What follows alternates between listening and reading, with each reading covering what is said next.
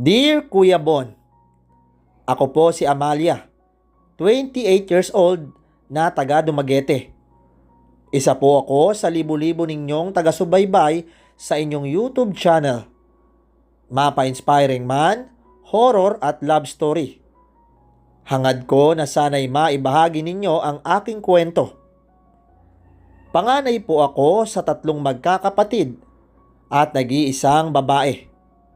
Simpleng buhay lang ang nakamulatan ko. Kuya Bon, ang totoo ay nagdadalawang isip ako kung itutuloy ko pa bang magsulat sa inyo.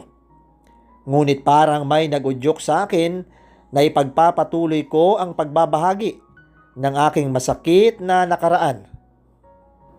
Madalas kong naririnig sa nanay ko na tayo daw ang pipili sa ating kapalaran. Gaya na lamang sa pagpili niya sa kanyang mapait na kapalaran sa piling ng aking ama. Ang aking ama ay isang lasinggero at higit sa lahat napaka-babaero. Bata pa lamang po kami ay nasilayan na namin kung paano tiniis ng aming ina ang kalupitan ng aming ama. Pero sa kabila ng lahat ay nagpapasalamat kami sa Diyos dahil binigyan niya kami ng isang mabait at mapagmahal na ina. Iyon nga lang ay isa siyang martir pagdating sa pag-ibig. Kahit harap-harapan na siyang niloloko ni tatay ay hinahayaan na lamang niya. Lumaki akong baon-baon ang mga pangaral ni nanay na wag daw kaming magtanim ng galit kay tatay. Dahil kahit bali-balik na rin man daw ang mundo ay siya ang ama namin. At kung hindi dahil sa kanya ay wala kami sa mundo. Bawat araw ay naging mahirap sa amin ang pananakit niya kay nanay. Halos araw-araw siyang naglalasing, kahit kaunting pagkakamali lang namin ay nagagalit na ito at magwawala. Masakit para sa akin ang makita ang aking ina na sinasaktan at pinapahirapan ni tatay. Kahit puno ng pasa ang katawan ay kumakayod pa rin si nanay. Para lang may makain kami na dapat ay si tatay ang gumagawa. Walang gabi na umuuwing lasing si tatay. At lagi lang itong nagwawala at sumisigaw. Kapag natatalo ito sa sugal ay lagi kami ang pinag-iinitan nito. Sa amin niya ibinunto ng kanyang galit. Ngunit ang mas kawawa ay si nanay. Suntok, sipa, tadyak at mga masasakit na salita ang kanyang matatanggap mula kay tatay. Mas gugustuhin ko pang hindi kami buo kesa naman na ganito ang buhay namin. Hanggang sa dumating sa punto na napapagod na akong mag-aral. Nakakawala kasi ng gana. Lalo na't puro pambubuli na lang ang naririnig ko sa mga tao. Nakesyo daw anak ako ng isang babaero. Kaya dumating sa puntong natuto akong magbarkada, uminom ng alak at manigarilyo.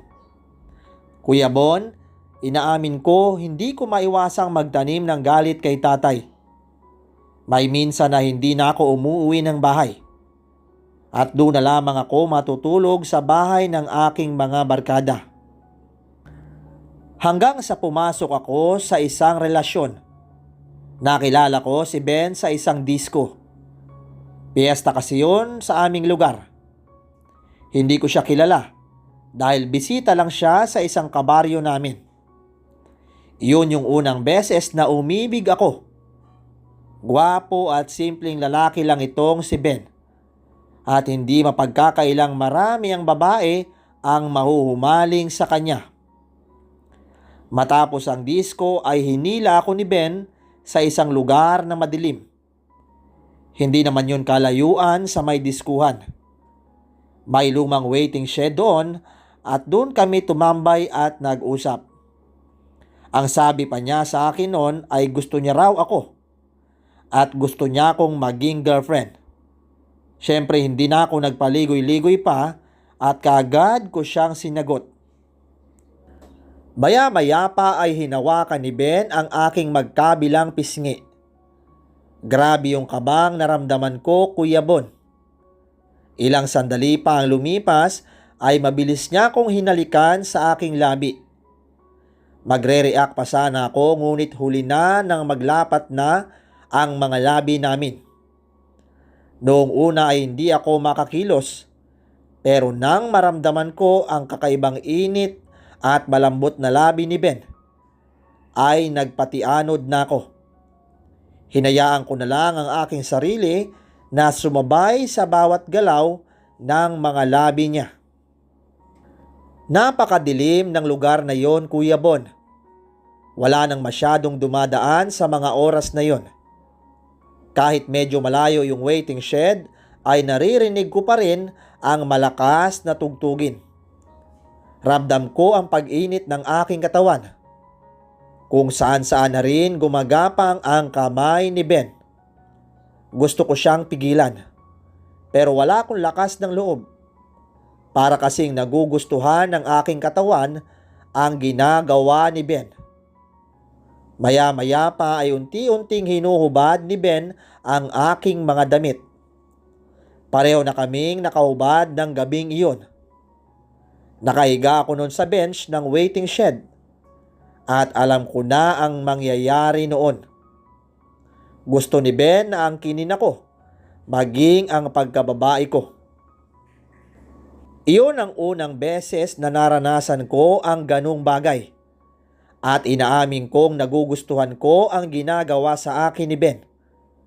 At handa na akong magpaubaya noon sa kanya.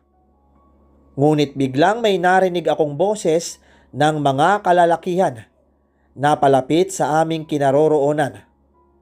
Sa takot kong may makakita sa amin ay mabilis kong naitulak si Ben. Bakit? Ano bang problema mo, Amalia? Naiinis nitong tanong sa akin. May tao, Ben. Baka makita nila tayo. Mabilis ko namang sagot sa kanya. Ano ka ba? Hindi nila tayo makikita. Huwag mo naman akong bitinin, Amalia. Nakakawala ka naman ng gana eh. Wika pa nito. Akma na sana niya akong hahalikan nang kaagad ko siyang pinigilan. At dali-daling isinuot ang aking mga damit. Nahalata ko naman sa mukha nito na nababad trip at naiinis ito sa akin. Alam kong nabitin ito sa ginawa dahil nasa malapit na kami. Ang kaso hindi natuloy.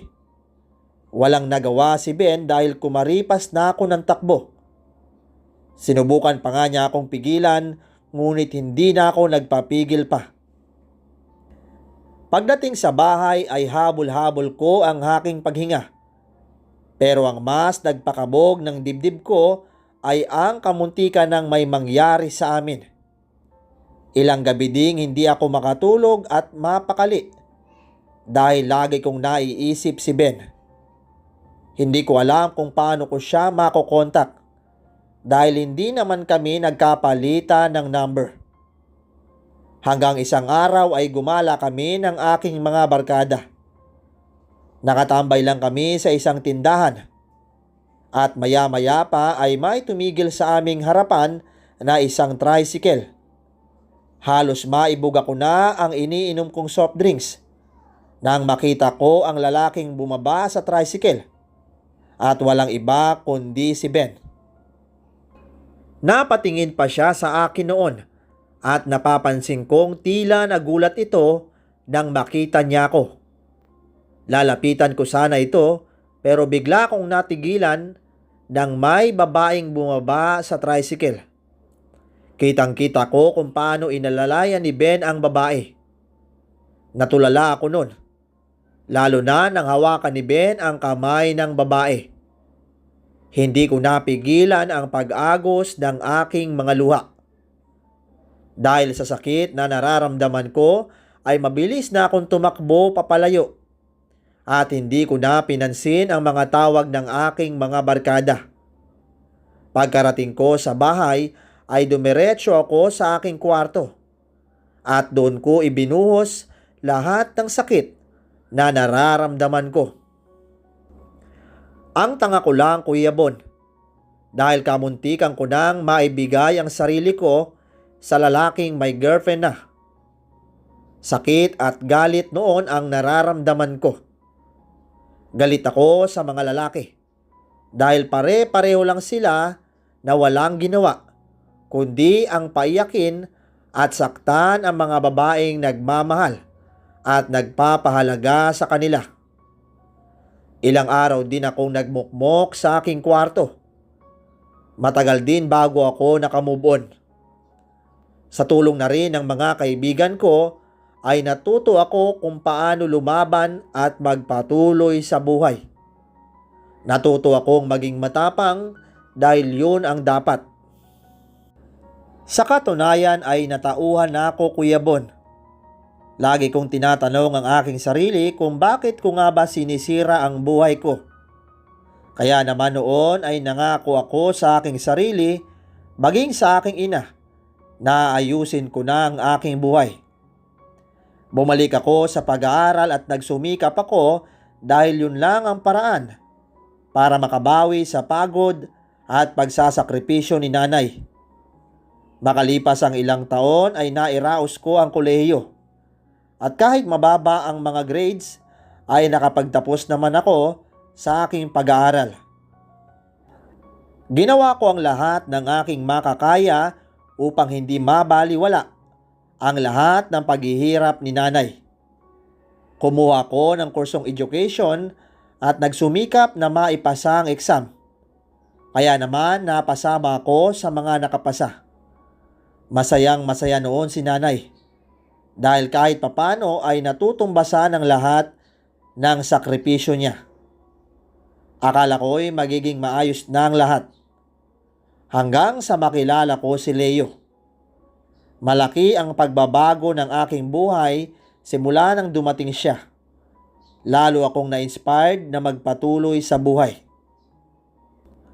Ngunit sa tuwing hahalikan ako ni Leo, ay bigla ko na lang naaalala ang ginawa sa akin ni Ben. Paano kung maulit lang yun?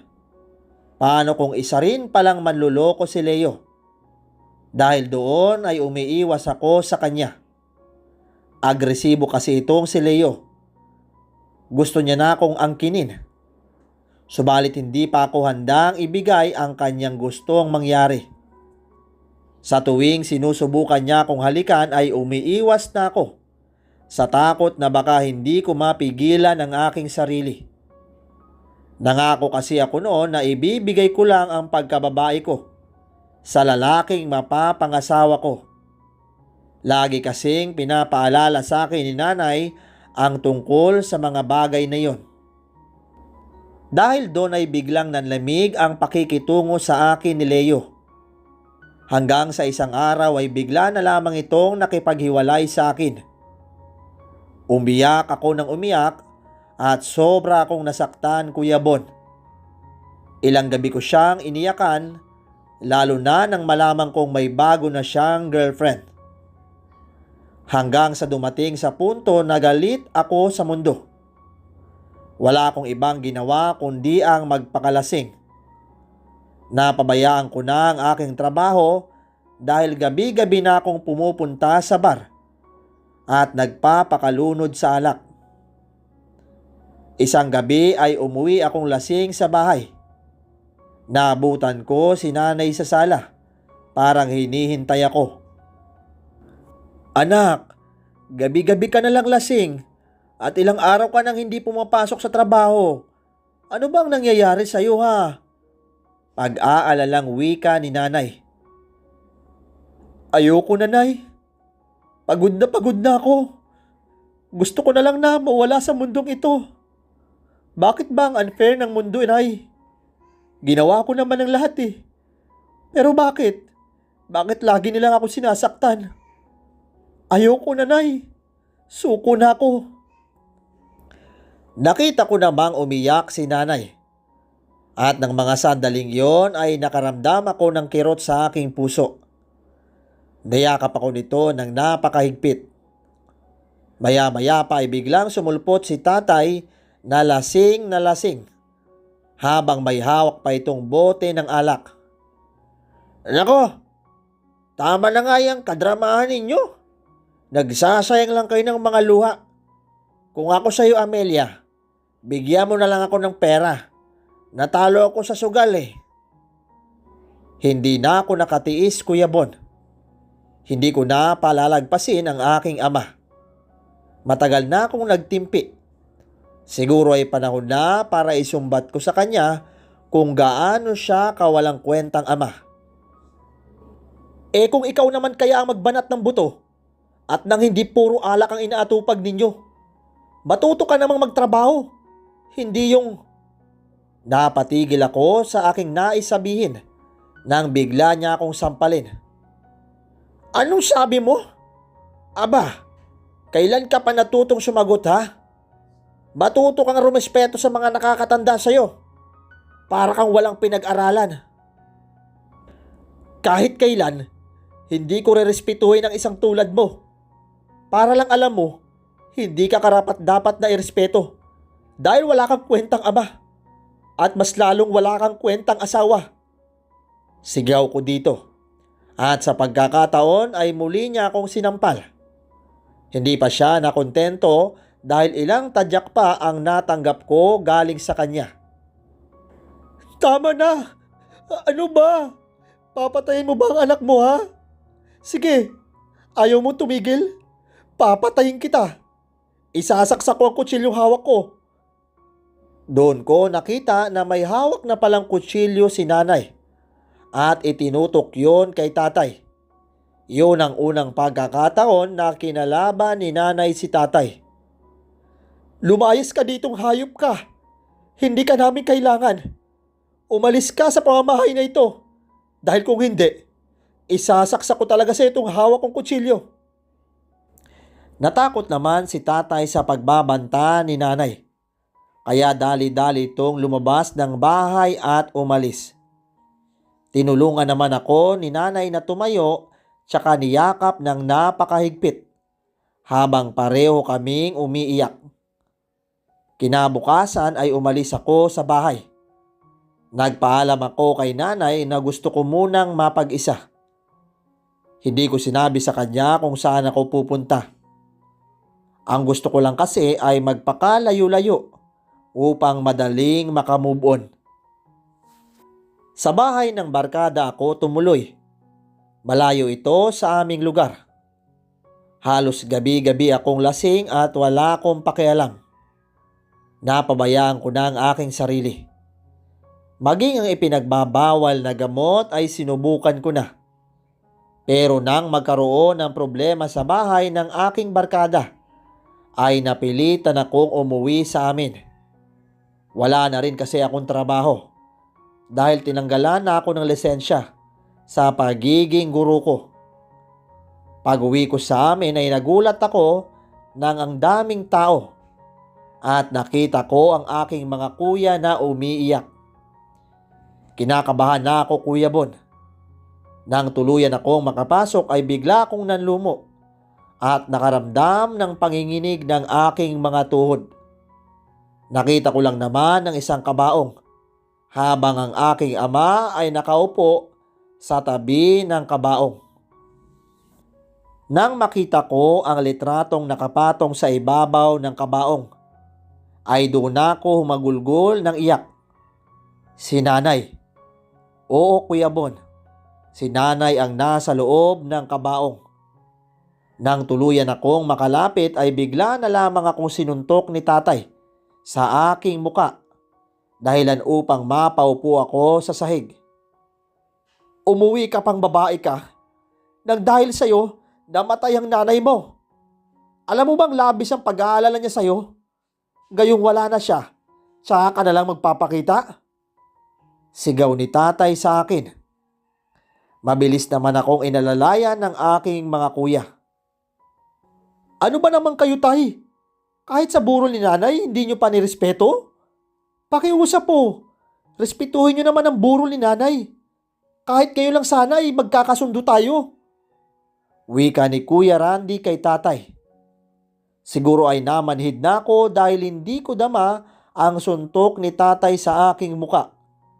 Mas nangibabaw kasi ang sakit ng aking puso. lalo na't wala na ang pinakamamahal kong nanay. Lumapit ako sa kabaong ni nanay, awang-awa ako sa itsura niya, Kuya Bon. Ano bang nangyari kay nanay, kuya? Ano ikinamatay niya? Maluha-luha akong tanong sa aking dalawang kapatid. Ilang araw na siyang nilalagnat, pero tuloy pa rin sa pagtatrabaho. Hanggang sa mawalan siya ng malay habang nasa trabaho siya. Naitakbo naman siya sa hospital, pero hindi na ito naisalba ng doktor. Ang sabi ng doktor, overfatigue daw ang ikinamatay niya at nagkaroon ng maraming komplikasyon sa kanyang pangangatawan. Paliwanag sa akin ni Kuya Raven. Sobrang nakonsensya ako noon, Kuya Bon. Sobra-sobra ang ibinigay na sakripisyo ni nanay para sa pamilya niya, lalo na sa akin. Pero hindi ko pinahalaga ng lahat ng iyon. Matapos ang libing ni nanay ay lumuwas ako papunta ng Maynila. Dahil graduated naman ako ng college, ay kaagad akong nakapasok bilang isang manager sa isang malaking kumpanya. Kahit ilang taon na ang lumipas ay hindi pa rin mawala-wala sa akin ang pagsisisi.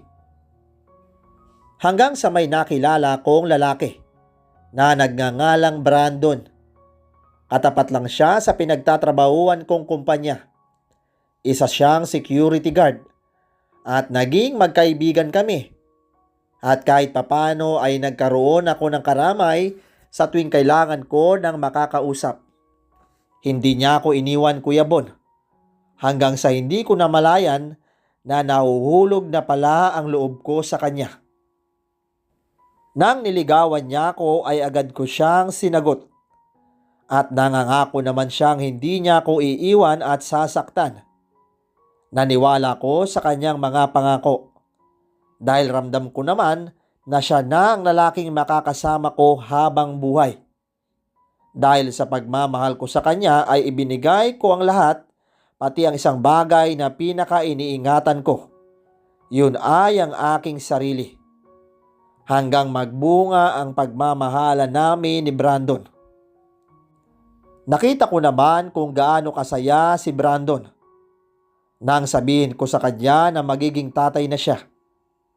Ipinahinto na niya ako sa pagtatrabaho at piniling magsama na kami sa kanyang boarding house. At pinangakuan niya rin akong papakasalan. Sobrang saya ko, Kuya Bon. Ramdam ko ang pagmamahal ni Brandon sa akin. Hanggang sa maipanganak ko ang malusog na batang lalaki. Grabe yung tuwa at galak ng aking puso at pinapangako ko sa aking sarili na mamahalin ko sila ng higit pa sa sarili ko. Madalang lang kung umuwi si Brandon dahil may minsan na straight yung duty niya. Ngunit habang tumatagal ang pagsasama namin ni Brandon ay napapansin kong bigla siyang nagbago. Tuwing nasa bahay kasi siya ay puro cellphone ang kanyang inaatupag. Nagtataka na nga ako dahil hindi naman siya dating ganon. Halos hindi niya na mabitawan ang kanyang cellphone. At kahit saan man ito magpunta ay dala-dala pa rin niya ito. Kaya hindi ko maiwasang magduda, Kuya Bon. Kaya naman nang makatulog siya ay dahan-dahan kong kinuha ang kanyang cellphone. Nang mabuksan ko ito ay doon ko nakita ang conversation nila ng unknown number. Nang tinawagan ko ito ay nagimbal ako nang babae ang sumagot. Halos sumabog na ang puso ko sa aking mga nalalaman na niloloko lang pala ko ng lalaking minahal at pinagkatiwalaan ko. Hindi ako makapaniwalang magagawa yun sa akin ni Brandon, lalo na't may anak na kami. Iyak lang ako ng iyak habang matalim ang tingin sa natutulog na si Brandon. Tulog pa siya noon nang ihampas ko sa kanyang muka ang kanyang cellphone. Nagulat naman siya at kaagad na bumangon. Hayop ka? Kailan mo pa ako niloloko? Paano mo nagawa sa akin to, Brandon? Anong sinasabi mo dyan, Amelia? Kabado niyang tanong sa akin. Huwag ka nang magsinungaling dahil bistado ka na. Hayop ka? Pinagkatiwalaan kita, Brandon. Ibinigay ko sa iyo ang lahat, tapos gagaguhin mo lang ako? Pwes, magsama kayo ng babae mo. Aalis na kami ng anak mo. Hindi ko gugustuhin na makasama ang katulad mo. Matapos kong sabihin yon ay mabilis akong nag-impake. Ngunit niyakap niya ako at nagmamakaawang hindi namin siya iwan. Ngunit nagpakatigas ako. Ayaw kong matulad kay nanay. Ayaw kong magpakamartir. Hindi ko matatanggap ang mga panlulokong ginawa niya sa akin. Kahit lumuhod siya sa akin sa pagmamakaawang bigyan ko pa siya ng isa pang pagkakataon, ay hindi ko yon ginawa. Ayaw ko nang hintayin pa sa punto na matulad ako sa sinapit ni nanay. Isa pa sapat na sa akin ang aking anak. Kaya ko namang mabuhay na wala si Brandon. Kuya Bon, sinisisi ko ang sarili ko dahil nagmahal ako ng maling tao. Sa mga oras na yon ay hindi na ako nagpapigil pa. Umalis ako hila-hila ang malaking maleta habang hawak-hawak ko naman ang aking anak. Umuwi ako sa aming bahay. Nagdadalawang isip pa nga ako noon pero wala akong ibang maisip na mapupuntahan kundi ang bahay lang namin. Natakot pa nga ako noon na baka saktan lang kami ni tatay. Nang makita kami ni tatay ay nakita ko na masaya ito at agad itong lumapit sa akin at mabilis na niyakap. Iyak ito ng iyak habang paulit-ulit na humihingi ng kapatawaran sa akin. Ramdam ko naman ang pagsisisi nito, Kuya Bon. Napaiyak na rin ako noon at doon ko lang naramdaman ang yakap ng isang ama. Kinuha niya sa akin ang aking anak at masaya niya itong hinagkan. Kitang-kita ko kung gaano siya kagiliw sa anak ko. Nakikita ko talaga ang pagbabago at pagsisisi ni tatay. Pinatawad ko si tatay dahil alam kong yun ang tama. At sino ba naman ako, hindi ba? Diyos nga nagpapatawad, tayo pa kaya? Labis ang pasasalamat ko sa Diyos dahil muling nagliwanag ang buhay ko at nakahanap din ng magandang trabaho. Dahil sa mga nangyayari sa akin ay wala na akong tiwala sa mga lalaki. Ayaw ko nang sumubok pa na magkaroon ng relasyon. Sa tuwing may magtangkang manligaw sa akin ay kaagad kong binabasted. Hanggang dito na lamang po at sana'y may aral kayong natutunan sa aking kwento. Lubos na gumagalang, Amelia.